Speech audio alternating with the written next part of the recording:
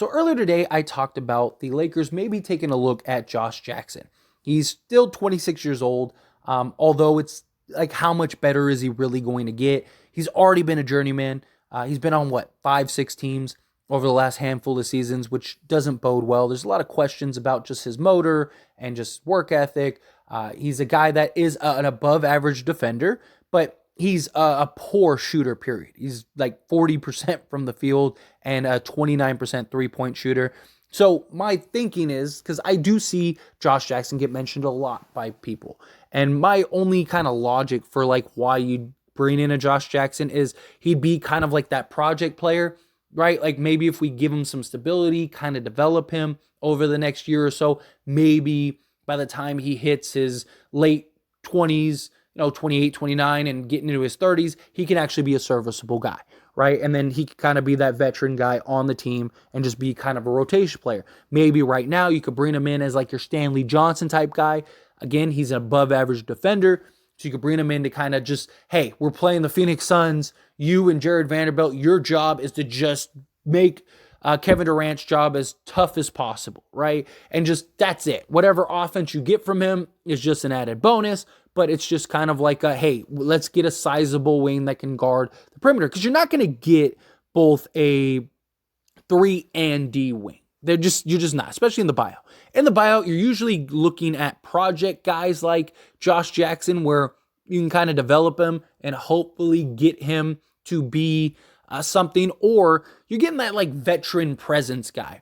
Probably not going to play a ton. If he does play a ton, it's going to be in spots. Very rarely do you get that like Markieff Morris, where it's like, man, he's like a legit sizable wing, 3 and D, can guard multiple positions, actually be a key contributor to a team that makes a finals run and wins a championship, right? It's just very rare. So my thing is like, if you're not going to go Josh Jackson, I kind of default back to Moe Harkless. I've talked about Moe Harkless before on this channel. So some people might be like, oh, like we've talked about this, but I just think it still makes sense, right? Especially with the roster we have now. Like we could still use a small forward, power forward, just defensive guy, right? He's 6'7", 6'8", got a 7', 7'1" wingspan, something around there. You know what you're going to get with him. It's more expectable, right? He's a guy that's going to come in, he's going to play defense, he's going to shoot the 3 ball. Not great, but he's going to shoot it better than what Josh Jackson is. I mean, he's 32%, but here's the difference.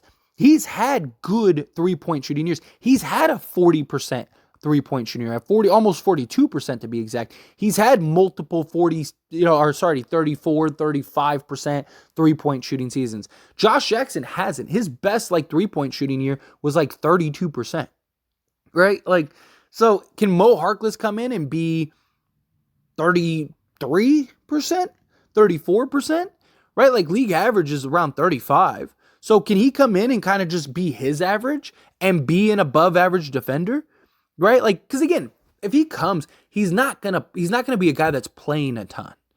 He would just be an assignment guy.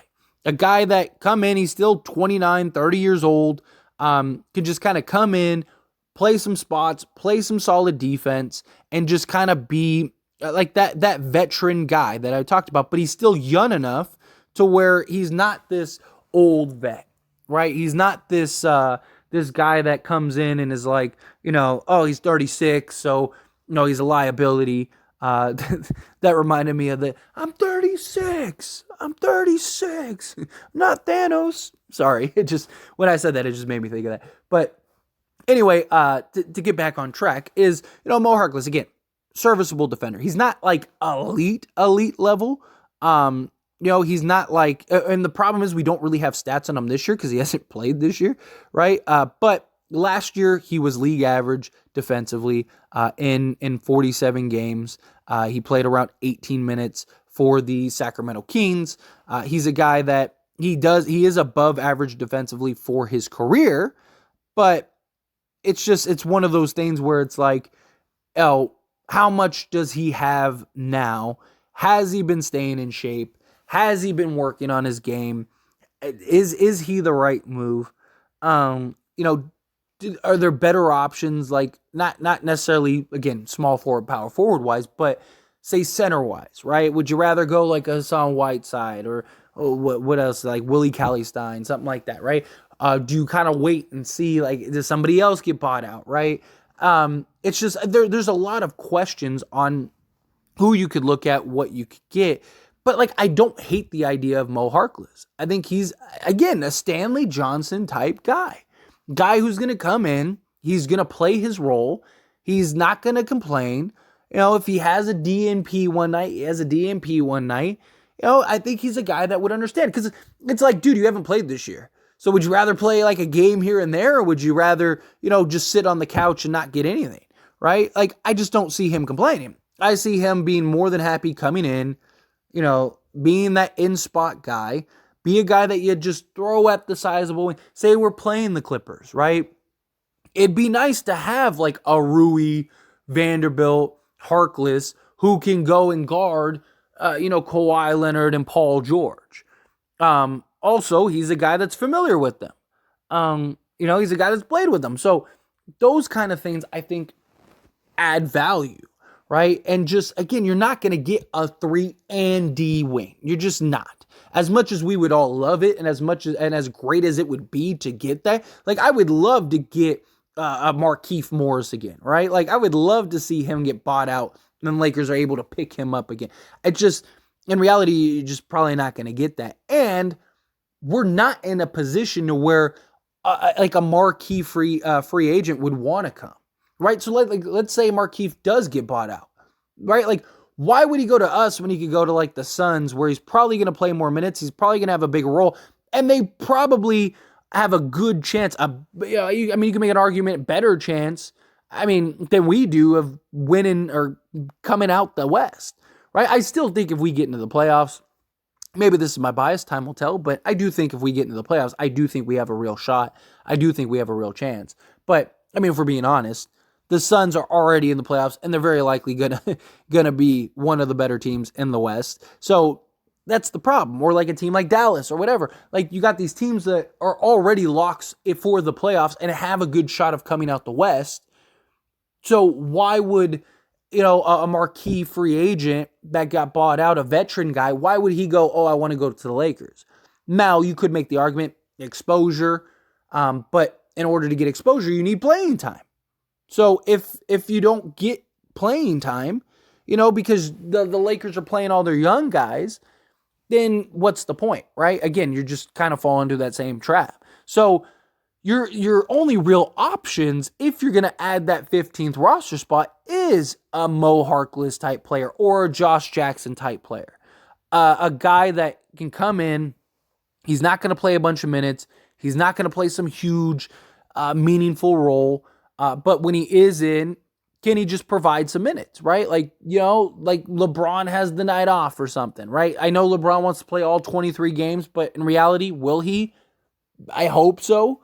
But, let's say he misses 4 or 5 games. Knock on wood, hopefully it's nothing major, but, let's say he just takes the night off or something like that, right?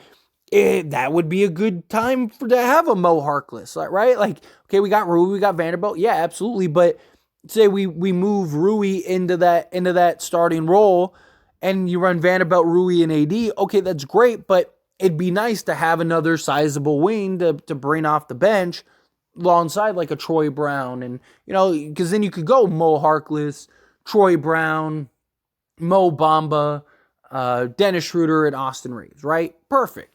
Again, we're playing the Clippers.